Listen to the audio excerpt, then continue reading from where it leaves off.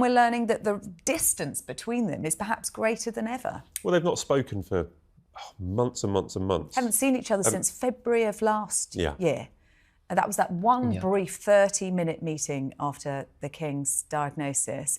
So, let's get right into it. The headlines are screaming that King Charles is ghosting Prince Harry. Apparently, father and son haven't spoken in months. Not a phone call, not a coffee, not even a polite text. The last time they actually saw each other was back in February of last year, and even then it was only for 30 minutes. Half an hour between a father battling illness and his son who claims is desperate to reconnect. That's it. That's the sum total of their contact. And here's where it gets even messier. Harry reportedly found out about his father's latest hospital visit the same way the rest of us did, through the media. Imagine that. Your dad's in hospital, you've been cut out of the loop, and the first you hear about it is a news alert on your phone. Brutal.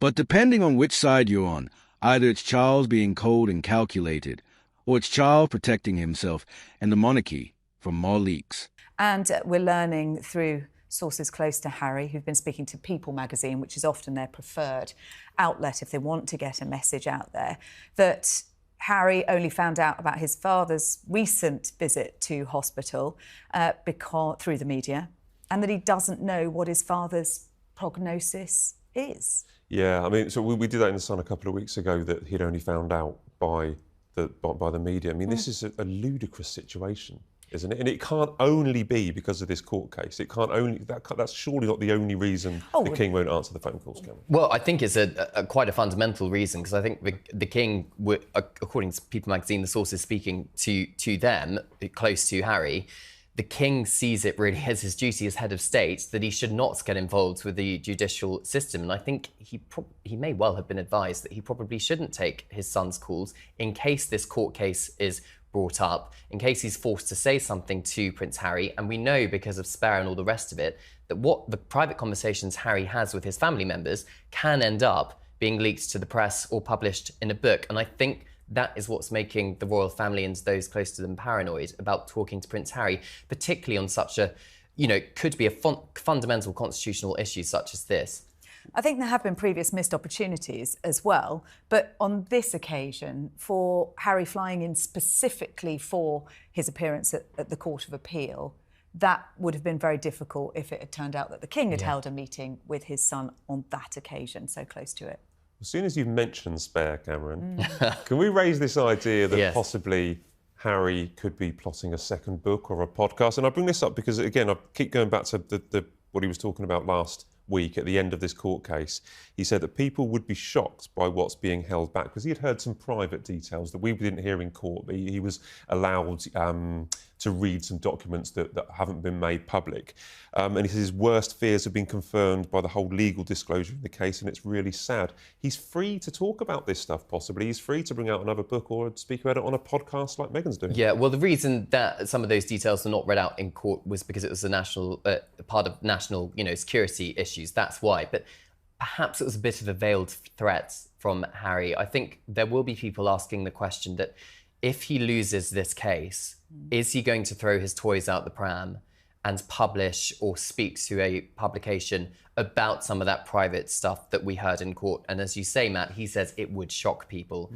So that would be in one sense, is that going to be enough material for a book?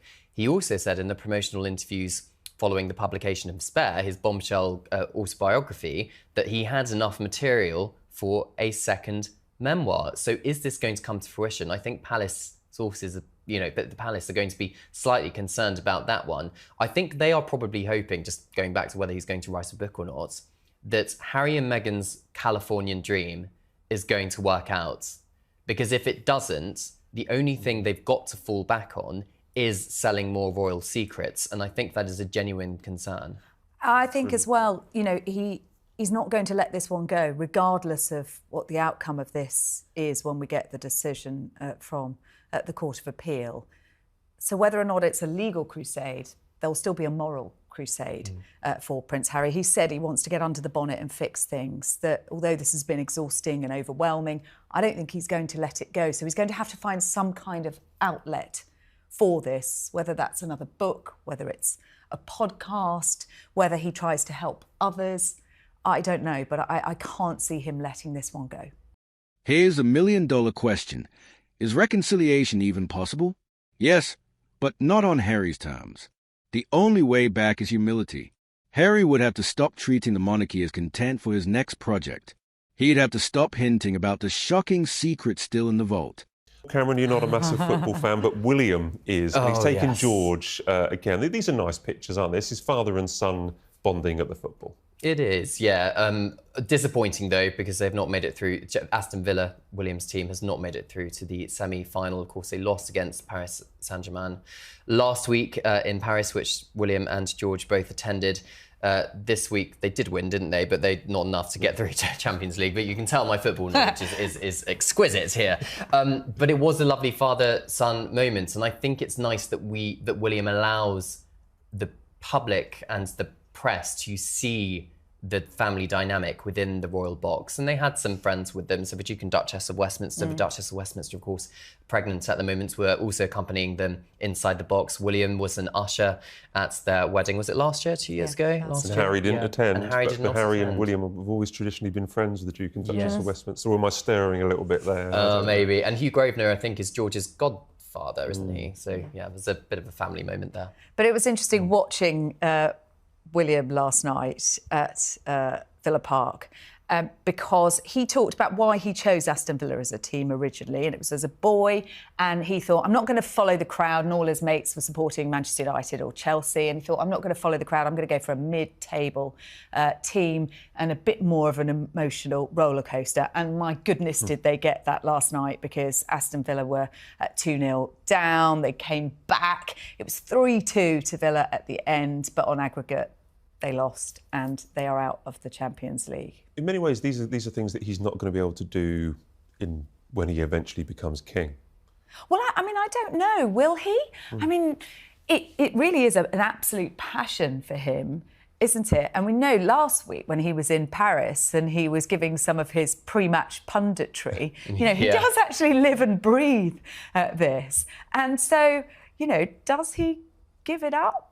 It would be pretty tough, wouldn't it? It would be tough. And I think William, what we've seen from William over the last 5-10 years is he does things his way. So I think he will still go to football matches when he is king. But of course, he will have to balance it a lot more with his red boxes of government papers and all the rest of it. So perhaps not as often, but I think he will, when he can, still, you know, go out and about and watch the football. Because the king, I think, perhaps has downtime behind the scenes, but perhaps William will be happy to be seen in a football box as monarch. They're very different passions, don't they? You know, we talked about the king and his classical music, and we know he likes painting things, whereas William, you know, football is absolutely at its heart. I think it's also really important that he gets to share that with his children. He said that, you know, Charlotte and Louis were watching it at home. He'd taken George along. George there in his, you know, Villa scarf as well. I think it's really good for them to be in that environment. Well, I think there are many parents or many fathers or mothers, because take children to football, will be watching this footage,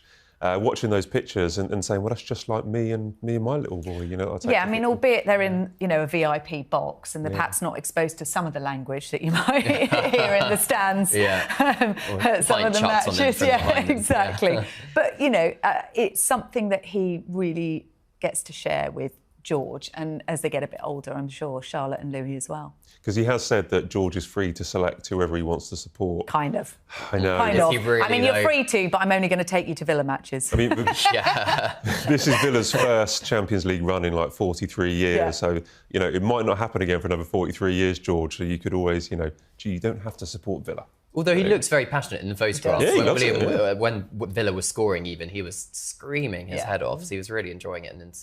And most importantly, he'd have to stop framing every family interaction as proof of his own victimhood. Until that happens, Charles' silence isn't just silence. It's the clearest message Harry could get. No more leaks. No more betrayal. No more phone calls that end up in headlines. Some defenders say Harry is just telling his truth. And sure, maybe that's how he sees it. But truth doesn't exist in a vacuum. Truth has consequences. Charles isn't ignoring Harry out of malice. He's doing it because in his world, the world of monarchy, legacy, and survival, trust is currency, and Harry spent his down to the last penny. until Harry learns that silence can be louder than any speech.